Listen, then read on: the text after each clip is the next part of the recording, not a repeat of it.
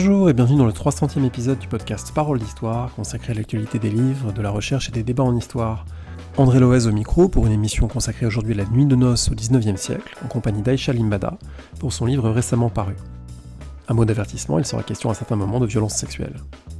Je vous rappelle que vous retrouvez Le Fil de l'Épée, une nouvelle série de podcasts en histoire militaire que j'anime avec Alexandre Jublin. Pour l'écouter, il suffit de vous abonner au podcast Le Collimateur. La semaine prochaine, il sera question de guerre à Rome dans l'Antiquité. Vous retrouvez les 299 émissions précédentes sur Paroles d'Histoire et sur la chaîne YouTube du podcast. N'hésitez pas à partager l'émission et à laisser un commentaire sur iTunes par exemple. Merci et très bonne écoute.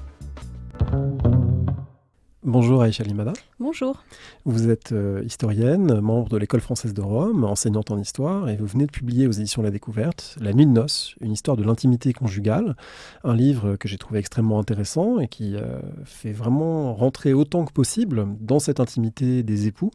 Je dis autant que possible parce que une des choses que vous mettez d'ailleurs en épigraphe du livre, du début du livre, c'est l'idée qui a longtemps dominé, selon laquelle il n'y avait pas de source, il y avait des silences, il y avait une impossibilité à accéder à cette sexualité du 19e siècle, à ces rapports hommes-femmes.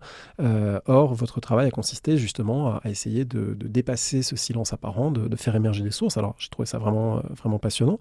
Je voulais vous demander tout simplement qu'est-ce qui vous a amené à travailler sur cette question de la nuit de noces et des rapports sexuels conjugaux. Eh bien, j'ai commencé à m'intéresser à cette question au cours de mes études. Quand j'étais en licence, j'ai suivi un enseignement qui m'avait vraiment passionnée à Paris 4 et qui était assuré par Jean-Pierre Bardet, qui est un spécialiste de démographie historique à l'époque moderne, et par Isabelle Robin, qui est maîtresse de conférence sur l'histoire de la famille. Et donc, j'ai vraiment découvert à ce moment-là un champ d'études que j'ignorais complètement. Sur la conjugalité, sur l'histoire de la famille, sur l'histoire de la sexualité. Et ensuite, quand j'ai été amenée à choisir un sujet de thèse, j'ai voulu garder ce thème de recherche. Et là, je me suis orientée donc, vers ce sujet, mais en travaillant sur le 19e siècle. Alors sur ce 19e siècle, il faut dire, je pense tout de suite, que un des grands apports de votre livre consiste à avoir exploré un massif de sources très spécifiques et qui, du coup, explique aussi un petit peu le parcours à l'École française de Rome, parce que c'est des sources qui se trouvent en Italie. Sur quoi avez-vous travaillé qui vous permet peut-être de rentrer d'une autre manière que ce qui avait été fait avant dans cette intimité conjugale ? L'histoire du couple a déjà été étudiée par de nombreux historiens et historiennes, mais c'est vrai que ce sujet spécifique de la nuit de noces n'avait pas été traité parce que réputé trop intime, trop secret et donc inaccessible, avec des sources qui ne permettaient pas en fait d'accéder aux pratiques, aux expériences vécues. Et en fait, quand je me suis lancée dans ce sujet, je n'avais pas encore connaissance vraiment de l'existence de ces archives vaticanes que j'ai ensuite consultées. En fait, pendant 3 ans, je ne me suis appuyée que sur des sources médicales, des sources imprimées, en fait, des romans, des chansons, des images que j'ai découvertes en grand nombre. Donc déjà, j'étais assez contente de parvenir à ce résultat. Mais c'est vrai que j'avais cette frustration et cette inquiétude, en fait, de réaliser une thèse d'histoire sans archives. Et c'est au bout de 3 ans que j'ai réussi à accéder à ces procédures matrimoniales canoniques, dont je connaissais en fait l'existence, mais qui n'étaient pas accessibles en France, puisque ce sont des archives privées que l'Église ne souhaite pas donner en consultation aux historiens et aux historiennes.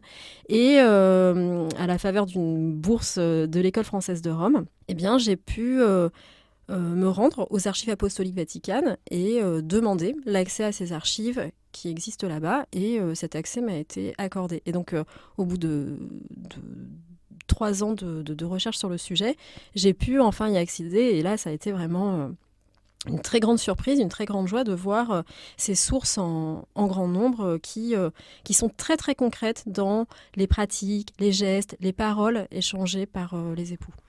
Alors, qu'est-ce qui amène des gens devant cette sorte de juridiction ecclésiastique et qui fait qu'ils vont raconter devant des religieuses ce qui leur est arrivé durant leur nuit de noces ? C'est à quelle occasion et quel est le dispositif un peu qui encadre ces prises de parole ? Oui, alors, il s'agit d'une procédure exceptionnelle puisque le mariage est indissoluble dans la religion catholique. Et en fait, les époux qui cherchent à se séparer ont cette possibilité d'adresser un recours devant l'officialité, qui est le tribunal diocésain locales. Et selon certaines circonstances, ils peuvent, en fonction de ce qui est prévu dans le droit canonique, demander une séparation. Cette séparation, elle peut être obtenue selon plusieurs procédures. Il y a d'une part la nullité de mariage qui peut être constatée par les juges ecclésiastiques quand ils considèrent que le mariage n'a jamais existé puisqu'il n'a jamais été valide, soit en raison d'un vice de forme, soit en raison d'autres modalités, par exemple le défaut de consentement au mariage. Et il y a une autre procédure qui est l'obtention d'une dispense pour non-consommation de mariage. Et là, si les époux font la preuve que le mariage n'a pas été consommé, en fait, même si le mariage est valide, eh bien, on obtient une dispense exceptionnelle pour dissoudre ce mariage. C'est l'équivalent d'un divorce dans l'Église catholique. Et dans ce cas, les époux ont l'autorisation de se séparer. Quand ils ont cette autorisation de se séparer religieusement, eh bien, ils ont ensuite la possibilité de se remarier à nouveau à l'Église. Et ça, c'est très important pour eux pour contracter une seconde union. Et ça, c'est possible aussi que si le divorce est autorisé en France, puisque entre 1816 et 1884, le divorce est interdit. Pendant cette période, si les époux obtiennent une séparation religieuse, ils ne peuvent tout de même pas se remarier à l'Église, puisqu'il faudrait que leur mariage civil de la première union soit aussi dissous, ce qui n'est pas possible. Et donc, en fait, on observe une augmentation de ces demandes de procédure après 1884, quand le divorce est possible en France civilement. Voilà, ce qui veut dire que dans votre livre, en fait, vous abordez toute la période qui va du début du 19e jusqu'au premier tiers du 20e siècle. Mais finalement, il y a un certain nombre de choses que vous ne pouvez pleinement tester que pour la séquence 1880-1920. Avant, il y a des éléments, il y a des bribes, il y a des intuitions, mais voilà, le terrain sur lequel la dimension probante est la plus forte, c'est celui-là. Alors on imagine très bien le plaisir que c'est, au bout de plusieurs années, de tomber comme ça sur un gisement très conséquent. Est-ce qu'en même temps, il n'y a pas un autre mouvement peut-être de recul qui consiste à dire, attention, ces sources, est-ce que c'est représentatif? C'est des gens qui sont forcément religieux. Et puis, est-ce qu'on n'a pas affaire à des cas surproblématiques pour en venir justement à faire ces procédures? Est-ce qu'on a en quelque sorte l'ordinaire de la nuit de noces? Oui, alors c'est vrai que j'ai eu cette joie de tomber sur ces archives. Après, c'est une émotion qui a été particulière parce que Didier Lett en parle dans son livre Viol d'enfants sur le genre et la pédocriminalité qui est un à grand livre, Bologne, un grand livre, un livre pas facile à lire, mais un grand livre. Un livre très intéressant et oui, pas facile à lire en raison de son sujet, mais il parle en préface de ces ambivalences des émotions de l'historien qui a la très grande joie de tomber sur des archives vraiment exceptionnelles et qui est ensuite vraiment contrebalancée par la dureté en fait de ce qu'on lit. Donc c'est vrai que dans un premier temps j'étais très contente et puis il y a eu quand même après une sorte d'abattement ou de difficulté quand même à lire ces archives. Alors, la question de la représentativité s'est posée, bien sûr. C'est vrai que c'est 230, 250 cas pour une durée de 40 ans. C'est très peu quand on considère les 200 à 300 000 mariages qui sont contractés chaque année. Alors déjà, c'est la seule source que j'avais et donc je trouvais que elles étaient vraiment très intéressantes et je voulais de toute façon travailler là-dessus. Et puis, des centaines de cas pour un sujet aussi compliqué, c'est déjà beaucoup. Dans ces 250 affaires, c'est vrai qu'il y a des questions qui sont traitées comme celle du viol conjugal, du problème du consentement à la relation sexuelle. Alors c'est vrai que c'est très peu, 250 cas, mais ce sont des affaires qui évoquent une réalité qui est plus largement partagée par les femmes. Peut-être pas toutes les femmes, bien entendu, puisque certaines femmes avaient des relations sexuelles avant le mariage, certaines femmes, lors de leur nuit de noces, même si c'était leur première fois, n'ont pas rencontré ces difficultés, mais ça touchait quand même des dizaines de milliers de femmes chaque année. Donc voilà, ces procédures, même exceptionnelles, nous donnent quand même accès à une réalité qui est plus largement partagée. En cela, elles sont très intéressantes à étudier. D'autant plus que vous le montrez dans votre livre, il y a tout un substrat textuel, discursif, qui évoque la nuit de noces, hein. Il y a des chapitres entiers qui montrent de quelle manière la nuit de noces n'est pas un objet de silence, mais au contraire, et là on pourrait renvoyer en partie à ce qu'écrivait Michel Foucault et à la volonté de savoir, il y a une production discursive absolument gigantesque de la part de médecins, mais aussi d'hommes de théâtre, d'écrivains, d'humoristes, autour de la nuit de noces. Qui est intéressante cette production parce que vous le montrez, c'est dans un entre-deux, entre le silence complet et l'explicite total. Il y a souvent de l'euphémisme, il y a souvent du jeu sur ce qui est déjà su du lecteur plutôt masculin à qui ces textes sont destinés. Autrement dit, c'est un vrai sujet d'écriture, la nuit de noces au 19e. Oui, les sources imprimées sont très nombreuses sur le sujet de la nuit de noces. Des médecins en parlent, des romanciers et des romancières.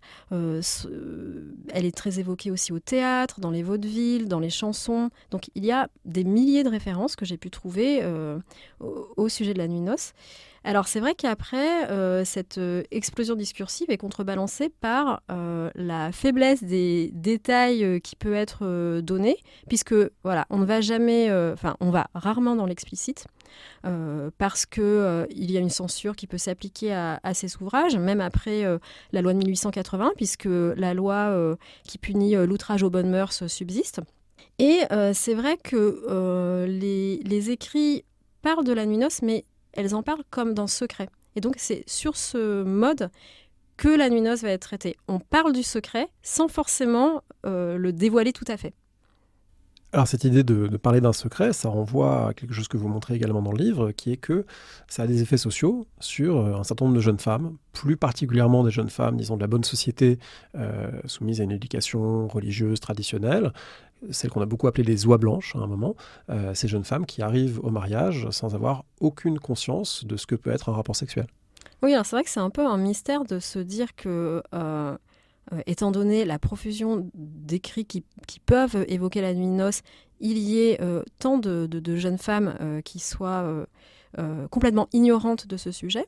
Mais d'abord, c'est vrai que même quand la nuit de noces est évoquée, comme elle est évoquée assez souvent à demi-mot ou alors avec des images qu'elles ne peuvent pas comprendre puisque c'est un peu humoristique et il faut déjà avoir certains codes et certaines connaissances pour les déchiffrer. Eh bien, elles peuvent tout à fait passer à côté, d'autant plus qu'elles sont mises à l'écart aussi de ces pièces de théâtre qui sont jouées, de ces écrits auxquels elles n'ont pas accès. Du coup, ça produit des situations assez improbables dans lesquelles des femmes peuvent aller devant ces tribunaux ecclésiastiques qu'on a évoqués et dire qu'elles sont mariées depuis X années et il n'y a jamais eu de rapport sexuel, ou alors elles ont connu des pratiques sexuelles ou sensuelles mais qui n'ont pas de rapport avec disons, la pénétration classique attendue, pensée comme normale à l'époque. Et du coup, il y a des femmes voilà, qui ont pu vivre une sexualité ou une absence de sexualité en pensant que le mariage c'était ça. Exactement. En fait, ces oies blanches, donc c'est un terme péjoratif qui désigne l'absence complète de connaissances sur la sexualité, puisque des jeunes femmes étaient ignorées dans l'ignorance complète de ce que c'est qu'une relation sexuelle. Elles connaissaient aussi très mal leur corps, ce qui fait qu'elles ne savaient même pas qu'elles avaient des organes sexuels, en fait, et en fait à quoi ils pouvaient être destinés dans le cadre du mariage. Et donc, oui, quand elles arrivent au mariage, la nuit de noces peut être une révélation extrêmement brutale. En fait, si ces jeunes femmes arrivent au mariage sans avoir eu aucune information sur la sexualité, eh bien, elles doivent s'en remettre complètement au geste du mari. Et donc, si le mari ne fait rien, par exemple, s'abstient de toute relation sexuelle, eh bien, ce qui arrive parfois, eh bien, les épouses pensent avoir réussi cette épreuve de la nuit de noces et peuvent continuer à vivre assez longtemps sans que rien ne se passe, puisqu'elles n'en parlent pas forcément non plus après aux femmes de leur entourage. Et donc, c'est vrai que j'ai des affaires comme ça, au bout de 2, 3, 8 ans, des femmes se rendent compte qu'elles n'ont pas en fait consommé leur mariage. Et parfois même, quand elles arrivent devant le tribunal ecclésiastique, elles n'ont pas complètement compris ce qu'il fallait faire. Elles ont bien compris qu'il y avait un manque, mais elles ne savent pas très bien ce qui se joue parce que on ne leur dit pas explicitement. Alors, on reviendra sur évidemment ce qui peut entrer de violence dans ce moment pour une bonne partie d'entre elles. Mais il y a aussi un autre cas de figure qui est d'ailleurs très commenté à l'époque et redouté à l'époque, c'est-à-dire le cas de la jeune fille qui serait trop expérimentée, parfois qu'on appelle la demi-vierge, c'est-à-dire que une femme trop ignorante, on comprend bien qu'il y a des maris qui trouvent ça gênant ou ridicule et que ça peut poser problème, et du coup il y a des médecins qui en parlent et qui disent il faudrait quand même un peu d'éducation, etc. Mais une femme au contraire qui aurait trop d'expérience avant le mariage, c'est problématique aussi parce qu'elle manque de vertu. Donc finalement, c'est très dur de trouver un rôle adéquat pour les jeunes filles qui vont se marier parce que eh bien, entre l'ignorance totale et au contraire une expérience condamnée, c'est compliqué de se positionner. Alors en effet, les femmes qui ont de l'expérience, celles qu'on appelle à la fin du 19e siècle les demi-vierges, c'est le titre d'un roman de Marcel Prévost, eh bien elles font peur. Et c'est pour ça aussi que ces jeunes filles, on les éduque très peu, parce que cette connaissance, est-ce que c'est une connaissance seulement théorique? Est-ce que c'est une connaissance pratique? Les maris s'inquiètent beaucoup d'avoir une femme vierge le soir de leur mariage. Et donc, si elles paraissent déjà assez informées de ce qui va se passer, cela sème déjà un trouble chez le mari qui s'inquiète en fait de la façon dont elles ont pu acquérir ces connaissances simplement théoriques, et donc avec cette inquiétude que la connaissance peut être aussi pratique. Alors du coup, on comprend bien qu'il y a des contradictions qui travaillent cette société entre d'un côté des gens qui plutôt fabriquent de l'ignorance, une partie des familles, une partie de l'Église, une partie des autorités, disons, médicales, savantes, etc., qui cherchent au maximum à euphémiser, préserver la virginité et surtout qu'il y ait le moins d'explicitation possible de ce qui se passe. Et puis d'autres, qui peuvent être d'ailleurs dans les mêmes sphères sociales, hein, dans l'Église, un peu moins peut-être, mais voilà, dans les milieux médicaux, dans les familles, qui disent il faudrait quand même un minimum de préparation pour que les choses se passent pas trop mal. Donc comment ça se passe, cette tension finalement entre ces deux pôles, entre ceux qui fabriquent l'ignorance d'un côté et ceux qui veulent au contraire essayer d'éduquer un petit peu? En fait, cette ignorance féminine, elle pose problème. Elle pose problème à tous les couples, puisque les femmes qui se retrouvent devant leur mari sans du tout savoir ce qui va se passer, paniquent, sont en fait violées, puisqu'elles ne s'attendent pas à une relation sexuelle qui est donc forcément non désirée. Et cela engendre tout un tas de traumatismes qui sont relevés par les médecins, qui sont évoqués par les romanciers. Et donc quand même, au cours de la seconde moitié du 19e siècle, il y a une prise de conscience des méfaits de cette ignorance. Et donc les romanciers, par exemple comme Balzac ou plus tard Guy de Maupassant, vont décrire le problème de cette ignorance de la jeune femme au soir du mariage. Et les médecins, en fait, vont écrire des manuels conjugaux entiers afin que les époux soient mieux préparés à cette épreuve, et que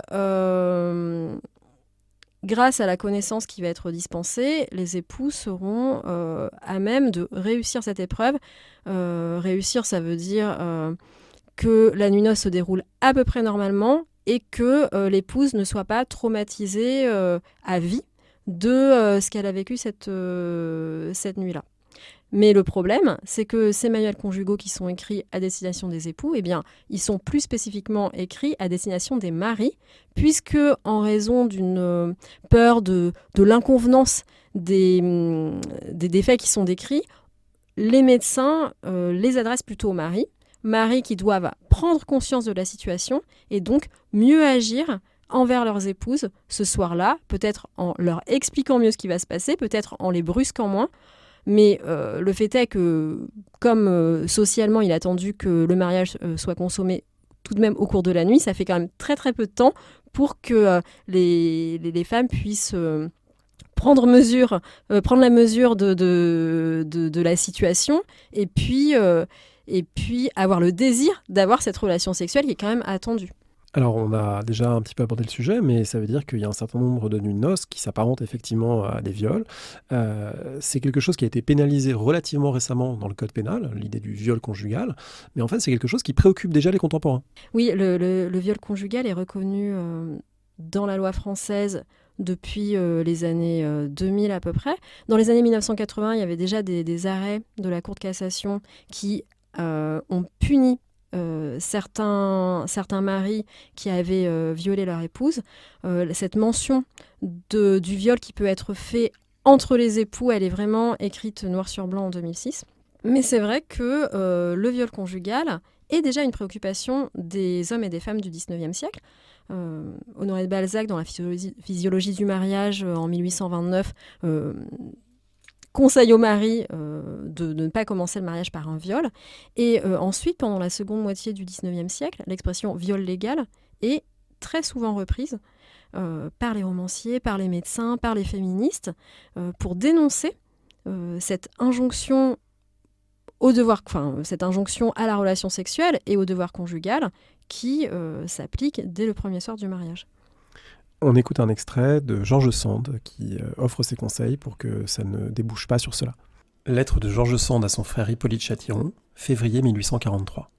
Empêche que ton gendre ne brutalise ta fille la première nuit de ses noces. Dis-lui donc de ménager un peu son plaisir et d'attendre que sa femme soit peu à peu amenée par lui à le comprendre et à y répondre. Rien n'est affreux comme l'épouvante, la souffrance et le dégoût d'une pauvre enfant qui ne sait rien et qui se voit violée par une brute.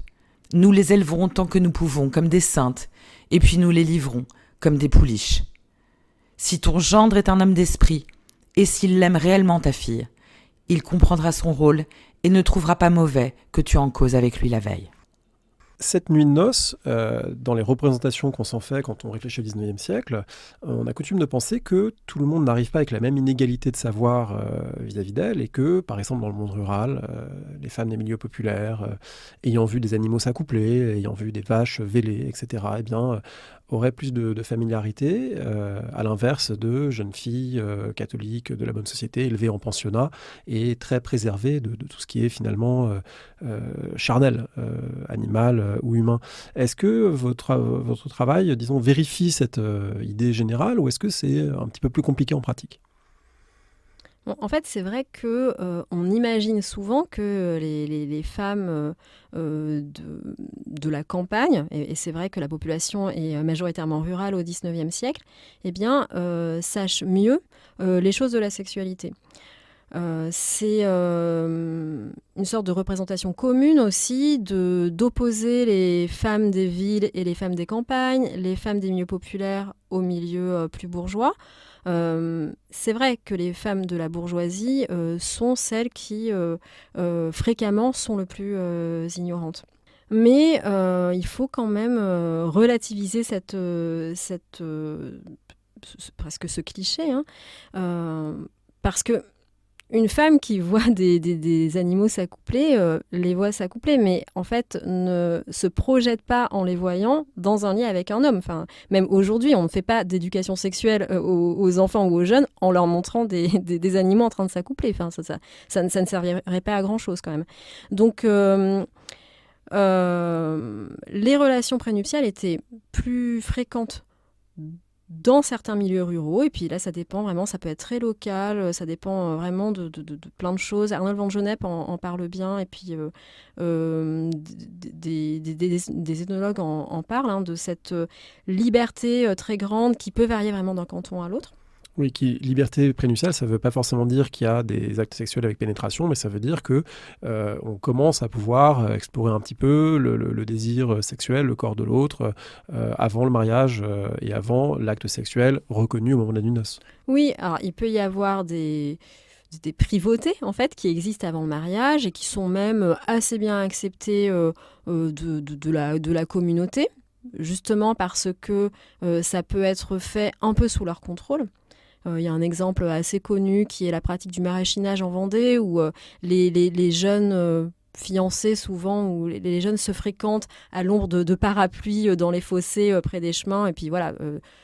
Donc les gens ferme les yeux sur ce qui s'y passe, quoi. Oui, et puis on l'accepte plus ou moins. Il y a des relations sexuelles prénuptiales, hein. C'est l'expression faire Pâques avant les rameaux illustre bien le fait que des femmes arrivent au mariage déjà enceintes. Et donc après, il y a une sorte de régularisation qui est effectuée par le mariage. Donc il arrive, hein, que ces jeunes ont une expérience de la sexualité.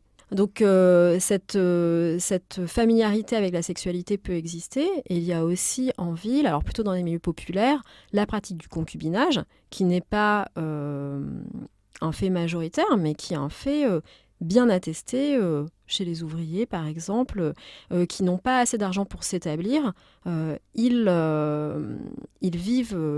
peuvent vivre en concubinage et se marier dans un second temps, ce qui ne signifie pas que la nuit de noces n'a aucun enjeu pour eux, puisque ça reste quand même un rite de passage important. Et ça peut poser aussi des problèmes à des personnes qui ont eu une expérience sexuelle avant le mariage et qui se retrouvent dans une situation difficile au cours de la nuit de noces, qui reste quand même une épreuve sociale. Comment vous voyez la complémentarité de votre travail avec ce que vous avez déjà un petit peu évoqué en parlant de vos études, et là à l'instant on vient de parler de naissance illégitime, de concubinage, etc. C'est des choses qui ont été travaillées par la démographie historique, et autrement dit c'est des choses pour lesquelles on a un certain nombre de données chiffrées. C'est pas ce que vous mettez en avant le plus dans votre livre, hein. Il n'y a pas beaucoup de chiffres ou de tableaux. Est-ce qu'on peut penser que c'est complémentaire, sachant aussi que la France a des caractéristiques assez connues des démographes, qui est que la natalité a baissé très tôt en France par rapport aux autres pays, que ce qu'on appelle des funestes secrets se sont répandus avant, donc il y a des pratiques contraceptives qui pouvaient être connues. Comment votre travail, on va dire, s'insère dans cet ensemble plus large de travaux qui se sont posés ces questions un peu chiffres à l'appui? Non, mais alors j'espère que mes recherches apportent un complément, enfin en tout cas s'inscrivent dans une complémentarité avec ces travaux de démographie historique qui sont très importants, nécessaires en fait aussi aux études actuelles. Déjà dans les années 1970-1980, les travaux sur l'histoire de la famille en fait mélangeaient des données de démographie historique avec d'autres sources, hein, dans la lignée de l'histoire des mentalités, par exemple, ce sont des choses qui étaient déjà beaucoup faites. Mais c'est vrai que, par exemple, cet événement de la nuit de noces était très très peu évoqué dans ses livres. C'est ce qu'Alain Corbin dit quand il dit qu'on a une difficulté, que les historiens ont une difficulté à entrer dans la chambre des époux sans être accompagnés d'un officier de l'état civil. C'est qu'il montrait bien qu'en fait, le mariage pendant longtemps on avait été étudié qu'à la lumière de ces registres paroissiaux, de ces registres d'état civil qui ont donné des études chiffrées en fait sur les relations conjugales. Pour essayer d'évaluer, c'est vrai que j'utilise peu de chiffres dans mon livre, mais donc par exemple les travaux sur l'illégitimité permettent non pas d'avoir des chiffres sur le nombre de premières fois qui ont pu se dérouler avant un mariage, mais permettent d'accéder au nombre de naissances qui ont pu résulter de relations sexuelles avant le mariage, grâce aux déclarations de grossesse des filles mères, par exemple. Vous avez évoqué ces pratiques dans le monde rural notamment, on a parlé du maraîchinage en Vendée, et votre livre montre bien que, d'une certaine manière, le début du 19e siècle montre encore un tableau extrêmement disparate de pratiques traditionnelles qui peuvent avoir des ressemblances, par exemple l'idée qu'on va donner aux époux un breuvage qui leur donne de la vigueur pour la nuit qu'ils vont passer, que toute la communauté le fait en plaisantant et en les accompagnant presque jusqu'au seuil de la chambre, etc. C'est des choses qu'on retrouve sous des variantes assez différentes. On a l'impression en lisant que progressivement, ces rituels vont être abandonnés, vont un peu perdre de l'importance et qu'on va assister à une modernisation du mariage et une modernisation bourgeoise en fait, que la maison conjugale et la chambre conjugale va se refermer et que les communautés qui accompagnaient les époux, y compris de manière très salace et en les intégrant à une ritualisation du quotidien, que c'est quelque chose qui va perdre en importance. Oui, alors ces représentations sur les rites traditionnels, en fait, c'est assez compliqué de savoir quand est-ce que ces rites ont été abandonnés. Pendant la première moitié du XXe siècle, des folkloristes comme Arnold van Gennep font un constat de la disparition progressive de ces rites, tout en observant la persistance de certains d'entre eux, comme celui de la rôtie, c'est-à-dire le fait qu'on apporte ce breuvage, cette soupe, ce vin chaud aux époux pendant la nuit. Et d'ailleurs, ça, c'est un rite qui persiste, je dirais, presque jusqu'à nos jours. Parfois. C'est rare, mais j'ai des amies historiennes, une récemment qui m'a fait part de cette pratique chez un de ses cousins il y a très très peu de temps. Donc Ça peut encore Oui, exister. comme la jarretière, par exemple, quelque chose qui a été repris, adapté, transformé, mais voilà. Ce sont des choses qui qu'on restent, retrouve. et qui restent pas seulement dans l'imaginaire, mais aussi dans certaines pratiques. Voilà. Et ce discours sur cette disparition progressive, elle existe au XXe siècle, mais elle existe déjà au début du XIXe siècle. Parce que déjà au début du XIXe siècle, des savants, des érudits locaux s'inquiètent de la disparition de ces rites et décident déjà de faire des enquêtes pour les recenser et pour en garder une trace. Donc ces pratiques existent, mais c'est vrai que tout au long du XIXe siècle, il y a quand même une volonté, en raison de la montée, de la montée des valeurs bourgeoises et des valeurs bourgeoises du mariage, il y a quand même une volonté d'effacer ces rites qui sont jugés rétrogrades, archaïques, grossiers, vulgaires. Et donc, il y a quand même une recherche d'une atténuation de ces rites, voire une disparition de ces rites. Alors, chez les bourgeois, cette disparition, elle est attestée. On décide de ne plus se livrer par exemple à cette rôtie, à ces rites comme celui de la jarretière, beaucoup trop grossiers. Parfois même, dans la haute bourgeoisie, on va avancer le repas du mariage du soir, le bal de noces, et on va l'avancer avant la cérémonie, afin que, après la cérémonie du mariage, les époux puissent se retrouver seuls à seuls ou alors en petit comité et ne pas donner spectacle de la nuit de noces à venir. Et donc, c'est vrai qu'il y a une privatisation de la nuit de noces, plutôt dans les milieux bourgeois au départ, mais ce sont des choses qui vont être transmises progressivement à l'ensemble de la population. Sachant que dans les romans, par exemple, il y a vraiment souvent une forte opposition qui est mise en scène entre ces nouvelles nuits de noces bourgeoises et ces nuits de noces paysannes. Alors George Sand, par exemple, en parle, Mérimée aussi. Donc il y a une sorte d'opposition entre la nuit de noces rurale, qui serait ancrée dans une sorte de passé un peu archaïque, et la nuit de noces bourgeoise, qui serait plus moderne, plus soucieuse de l'intimité, qui est une valeur portée par la bourgeoisie. Voilà. Et malgré tout, loin d'être parfaite, comme on a déjà commencé à le voir.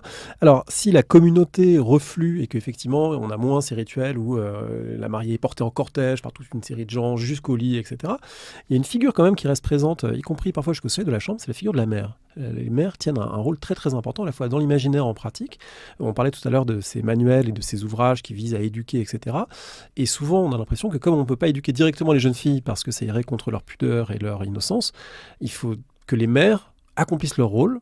On ne dit pas toujours exactement comment, mais il faut que les mères parlent à leurs filles. Et parfois même, jusqu'à 1 heure ou une demi-heure avant, on a des situations où des mères disent « bon, en fait, voilà ce qui va se passer ».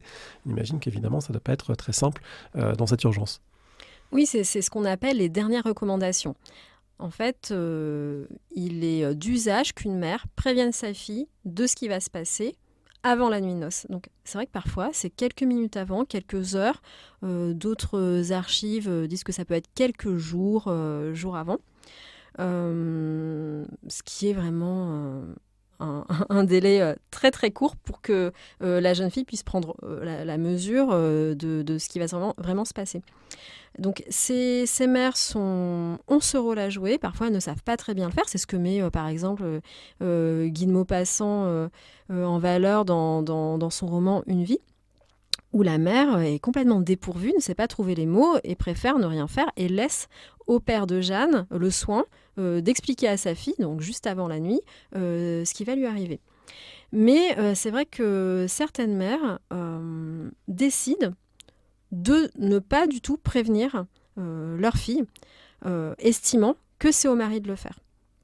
Donc là, ça pose tout un tas de problèmes, parce que c'est vrai qu'elles sont plus mises en confiance quand la mère explique. Alors souvent, quand elle explique, elle n'entre pas dans de grandes explications. C'est quelque chose qui est de l'ordre de... ne t'étonne en rien de ce que ton mari fera. Si cela peut paraître étrange, il faut quand même, il sait ce qui est bon de faire. Et donc, voilà, ça c'est peut des être... consignes de non-résistance. Exactement, ce sont des consignes de non-résistance. Il faut que la jeune femme se montre obéissante, mais aussi fasse confiance à son mari qui saura quoi faire. Ce qui pose beaucoup de problèmes quand le mari, en fait, va se livrer à des actes sexuels non conformes, ne va rien faire, ou au contraire, va la brutaliser à l'excès, puisque la jeune femme, dans ce cas-là, se retrouve vraiment à la merci du mari et de ce qu'il va faire. Donc c'est pour ça aussi que parfois des femmes attendent des années avant de se plaindre. C'est parce que, vu qu'on leur a dit que cette soumission était normale, eh bien, elles essaient de vivre avec.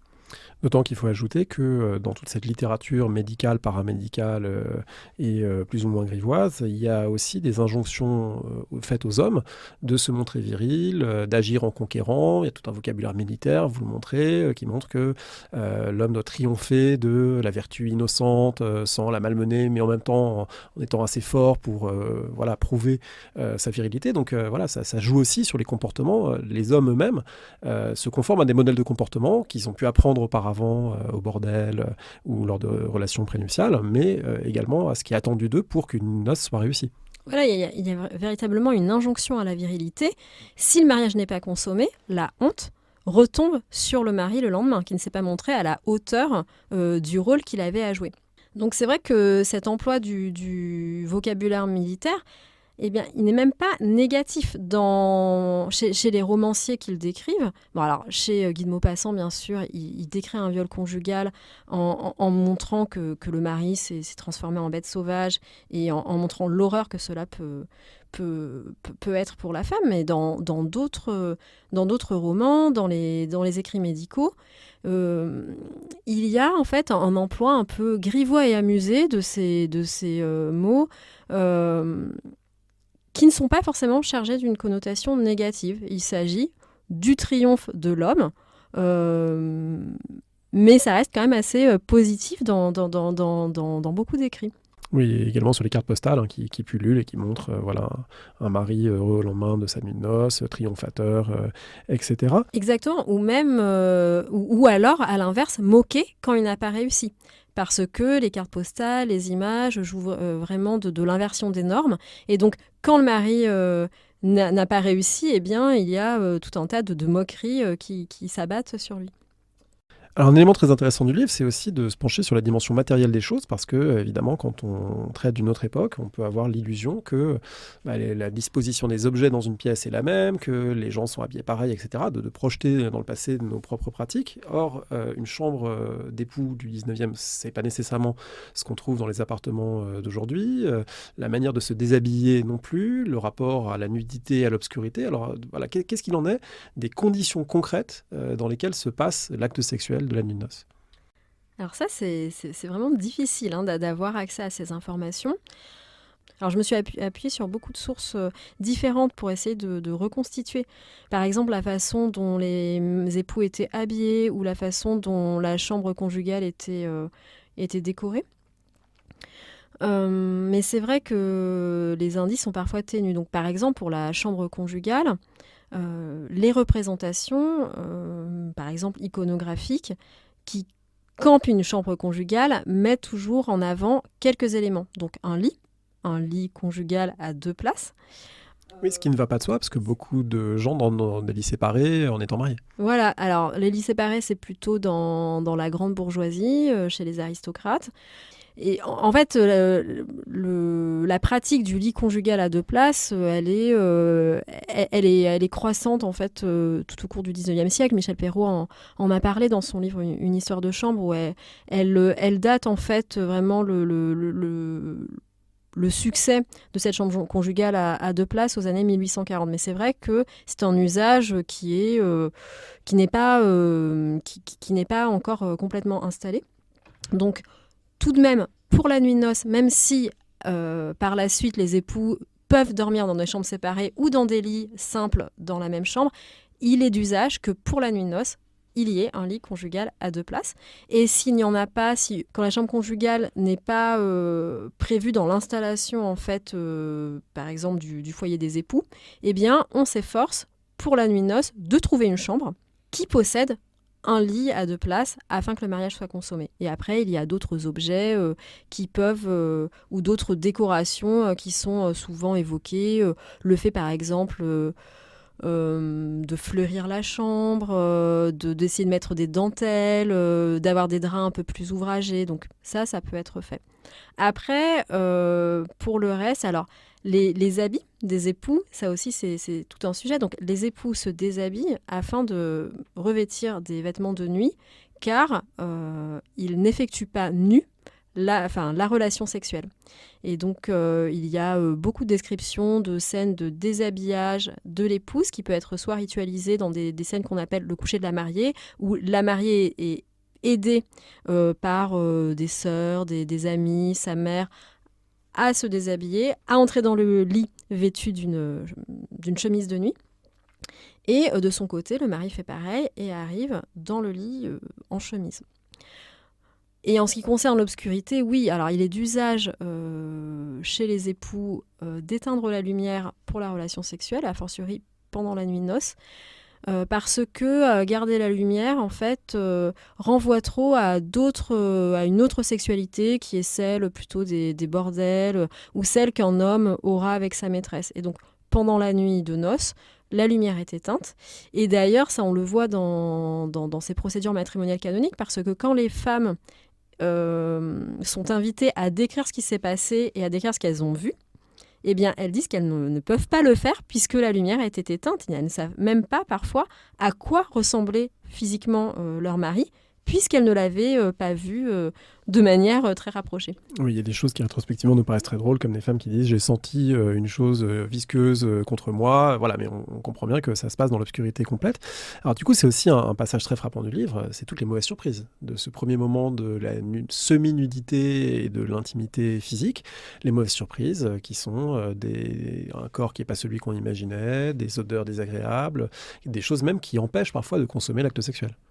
Oui, alors ces mauvaises surprises, elles sont très diverses et elles ne sont pas forcément liées à la relation sexuelle puisqu'elles peuvent apparaître avant la relation sexuelle. Donc au moment où alors ça peut être physique, au moment où le corps est découvert un peu.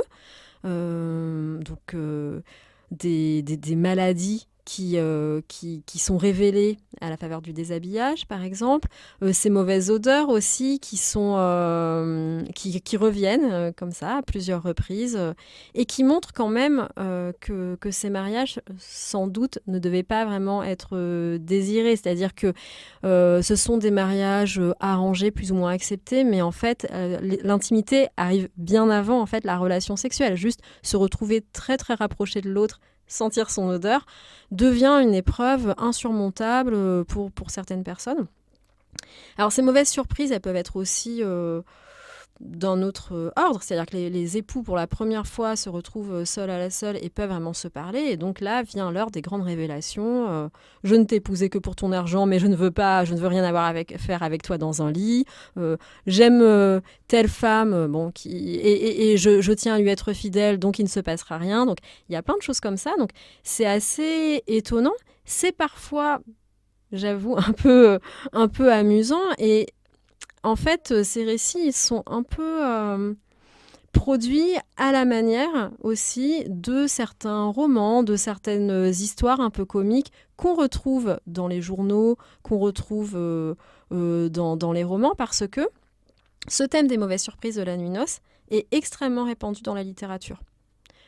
Tout simplement parce que si la mauvaise surprise arrive avant la relation sexuelle, ça coupe court à tout. Et donc c'est un moyen pour les romanciers aussi d'écrire sur la nuit de noces tout en restant très pudique et très moral, puisqu'il ne décrit pas la relation sexuelle qui n'a pas eu lieu, puisque plein de péripéties sont imaginées et font que l'époux doit, je sais pas, partir au service militaire, la femme est enlevée par des brigands, enfin tout un tas de choses qui font que la relation sexuelle n'est pas consommée. Il y a encore évidemment beaucoup de choses qu'on pourrait aborder dans votre livre. Il y a un point, pour finir, sur lequel je voudrais qu'on s'attarde un instant, parce que c'est vraiment un acquis important qui confirme des choses évidemment qu'on connaissait, mais là qui est très sensible à travers la question de la nuit de noces, c'est que le désir féminin est le grand absent du livre, et le grand absent des préoccupations, et le grand absent des récits de nuit de noces. C'est tout simplement pas quelque chose qui est jugé important ou même qui doit exister pour la plupart des contemporains. Oui, en fait, le désir féminin n'est pas abordé. Tout au plus, ce que les médecins, par exemple, essaient de conseiller, c'est que l'acte sexuel soit le moins douloureux possible, le moins traumatisant possible. Ces médecins expliquent que, par exemple, la douleur sera inévitable, mais il faut faire en sorte que le traumatisme physique soit le moins important possible. Alors, ils évoquent la possibilité d'un plaisir qui est possible si les maris, par exemple, se livrent à des attouchements agréables. Alors là, on ne parle pas d'orgasme, mais juste on parle pas d'orgasme, mais de plaisir, en fait. Oui, avec une citation, par exemple, d'Ambroise Paré, qui, au XVIe siècle, allait beaucoup plus loin que les médecins du XIXe sur la possibilité que ça puisse être un moment agréable réciproque. Oui, alors, Voilà, on conseille au mari, par exemple, de se livrer à des attouchements qui pourraient être agréables pour que le moment soit le plus agréable possible pour la femme. Et c'est vrai que les médecins du 19e siècle ne vont pas eux-mêmes s'amuser à décrire ces gestes et s'abritent souvent sur cette même citation qui est toujours reprise d'Ambroise Paré, qui décrit ce qu'on pourrait appeler des préliminaires, sachant qu'il ne faut pas qu'ils soient trop nombreux parce que les attouchements, les caresses manuelles doivent être tout de même limités, puisque l'objectif du devoir conjugal, c'est le coït vaginal en fait. Donc ça doit être quand même assez ponctuel. Et donc voilà, cette question du plaisir ne va pas jusqu'à la recherche de l'orgasme. De toute façon, les médecins estiment que ce n'est pas possible de l'atteindre le soir des noces et bon, s'en préoccupent pas beaucoup pour cette nuit-là. Et en fait, le désir peut être évoqué. Mais en fait, les médecins disent au mari qu'il faut susciter le désir chez la femme. Mais en fait, ce désir ne peut pas arriver à être créé en très peu de temps, en quelques minutes, en quelques heures. Et donc en fait, c'est quelque chose qui est impossible, même quand il est parfois suggéré. Il y a encore évidemment beaucoup d'autres choses dans le livre. Il y a la question des maladies vénériennes, il y a la question du militantisme féministe et de la façon d'approcher la nuit de noces. On renvoie donc au livre À la découverte d'Aïcha Limada, La nuit de noces, une histoire de l'intimité conjugale. Est-ce que pour terminer, vous auriez un conseil de lecture que vous voudriez partager avec ceux et celles qui nous écoutent ? Oui, et bien là, je suis en train de commencer la lecture d'un ouvrage de Martine Sévegrand, qui est une spécialiste du catholicisme au XXe siècle. C'est un ouvrage qui vient de paraître aux presses universitaires de Rennes, qui s'appelle le 6e commandement, et qui traite de la morale sexuelle en France et des liens entre cette morale sexuelle et l'Église au XXe siècle. Martine Sévegrand, c'est une historienne qui a fait des livres vraiment passionnants sur la procréation au XXe siècle chez les catholiques, et qui a aussi écrit un livre consacré aux questions de sexualité. Ce sont les lettres, ça s'appelle L'amour en toutes lettres, des lettres que des époux ont écrites à un abbé, l'abbé Violet, pendant l'entre-deux-guerres, et qui sont passionnantes. Et donc voilà, cet ouvrage vient de paraître et comble vraiment une lacune sur cette question. Claude Langlois l'avait traité pour le 19e siècle, mais voilà, donc je commence cette lecture qui est très intéressante. On retrouve la référence sur le site parolehistoire.fr. Merci beaucoup. Je vous remercie.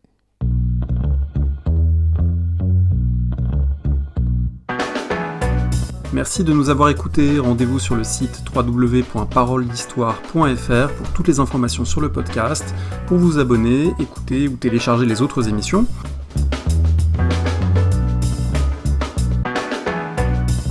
La discussion se poursuit aussi en ligne, notamment sur Twitter. Vous pouvez poser des questions @paroledist et à bientôt pour un prochain épisode.